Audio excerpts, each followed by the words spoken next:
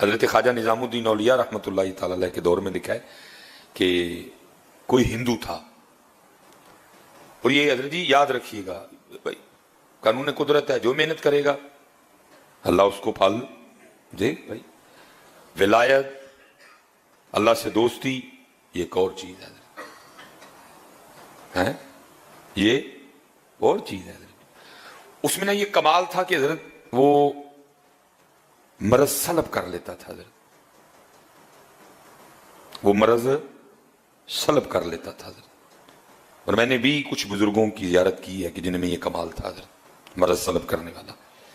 وہ کوئی نہ بیمار کو کہتے تھے کہ ساتھ کوئی جس طرح کی بیماری ہونی نا، کہنا کہ اس طرح کا جانور ساتھ لے. کسی کو کہنا بیماری چھوٹی ہے نا بھائی مرغا لیتے آنا، مرض سلب کرنا، اس نے مر جانا. حضرت بیماری بڑی ہے تو کہنا ساتھ نہ بکرا لیتے آنا. میں اس طرح کے رنگ، لیکن حضرت یہ رنگ بندے میں پیدا تب ہوتے ہیں جب بندہ اللہ کی مخلوق کی خیر خواہی کرنے والا ہو. حضرت جب بندہ پیسے کے پیچھے بھاگتا ہے نا، پھر یہ چیزیں نہیں ہوتی ہیں. حضرت وہ کمال تھا حضرت اس میں بھی. وہ لکھا حضرت خواجہ نظام الدین اولیاء رحمۃ اللہ تعالی عنہ بیمار ہو گئے، شدید بیمار ہوئے، اور قریب تھا کہ حضرت اس بیماری کی شدت کی وجہ سے بے ہوش ہو جاتے. وہ پاس مرید بیٹھے تھے نا، وہ کہتے جب اللہ والوں کی مجلس میں بیٹھو تو خیال کنٹرول میں رکھو، کیونکہ یہ دلوں کے خیال جان لیتے ہیں. اب وہ کسی مرید کے اندر چل رہا ہوگا کہ میں اس کو بلا لاتا ہوں وہ حضرت کا مرض سلب کر لے. وہ آپ نے فرمایا ہرگز اس کافر کو نہ بلا کے لانا یہاں تک کہ میں مر جاؤں. وہ جیسے حضرت بے ہوش ہوئے، مریدین سے نہیں رہ گیا، وہ اس کو بلا لائے. اس نے آ کے نا حضرت کا مرض سلب کر لیا. جب حضرت کو ہوش آئی تو دیکھا پاس وہ ہندو بیٹھا ہوا ہے. پہلے مریدین پہ خفا ہوئے، میں نے منع کیا تھا نا اس کو بلا کے لانا، کیوں بلا کے لائے؟ کہا اچھا اب قرآن کا قاعدہ ہے حل جزاء الاحسان الا الاحسان، نیکی کا بدلہ نیکی ہے، احسان کا بدلہ احسان ہے. آپ نے اس ہندو کو مخاطب کیا، آپ نے فرمایا کیسے یہ کمال آ گیا تجھ میں، یہ مرض سلب کرنے والا؟ اس نے کہا جی اپنے نفس کی مخالفت کرنے کی وجہ سے. اگر نفس نے کہا نہ کھا، میں نے نہیں کھایا. اگر اس نے کہا نہیں کھانا، میں نے کھایا. اگر اس نے کہا ٹھنڈا پانی پلا، میں نے گرم پلایا. اگر اس نے کہا گرم پلا، میں نے ٹھنڈا پلایا. اگر اس نے کہا سو جا، میں نہیں سویا. اگر اس نے کہا نہیں سونا، میں سو گیا. میں نے ہر بات پہ اپنی خواہش کے الٹ کیا، اپنے نفس کی مخالفت کی، جس کی وجہ سے مجھ میں یہ کمال پیدا ہو گیا. قربان جاؤں.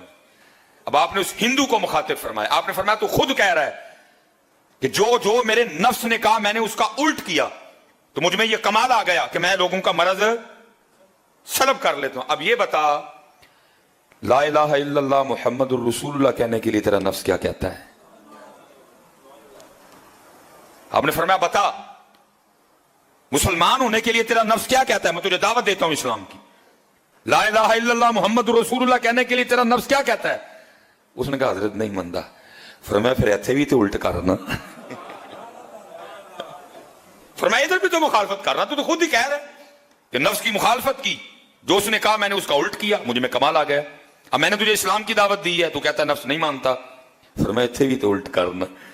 ساتھ کرم تھا، توجہ تھی حضرت کی، دعا تھی، کرم ہو چکا تھا. اس نے کہا لو پھر حضرت پڑھاؤ میں نے کلمہ. اب شیخ لکھتے ہیں کہ اگر ایک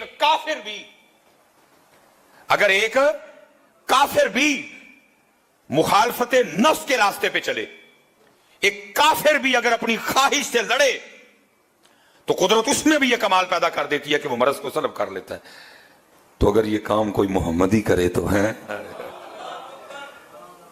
اگر یہ کام کوئی محمد ہی کرے تو اس لیے ذرا جی کرو ایویں لڑدا ہے شیطان دے نال بندیا، کدی نفس اپنے نال لڑے ہی نہیں. آکھے پیر بلے شاہ اڈدیاں پڑھنا ہے، جڑا گھر بیٹھا انہوں پڑھے ہی نہیں ہے. یہ 30 دن حضرت میں پریکٹس کروائی گئی ہے حضرت جی، اور اب 11 ماہ ہم نے اسی پریکٹس کے سار پہ چلنا ہے حضرت جی. نفس سے بھی لڑنا ہے، شیطان سے بھی لڑنا ہے، جماعت کی پابندی بھی کرنی ہے، فجر بھی جماعت سے پڑھنی ہے. لیکن ساری کے لیے مشکل تو نہیں ہے، کوئی اٹھے ہو نا سارے. یہ 30 دن پریکٹس کروائی گئی ہے حضرت. اب 11 ماہ ہم نے اسی پریکٹس کے سر پہ چلنا ہے حضرت. انشاءاللہ اللہ خیر کا وقت لائے تو پھر رمضان آئے گا انشاءاللہ. اللہ سب کو سلامت رکھے.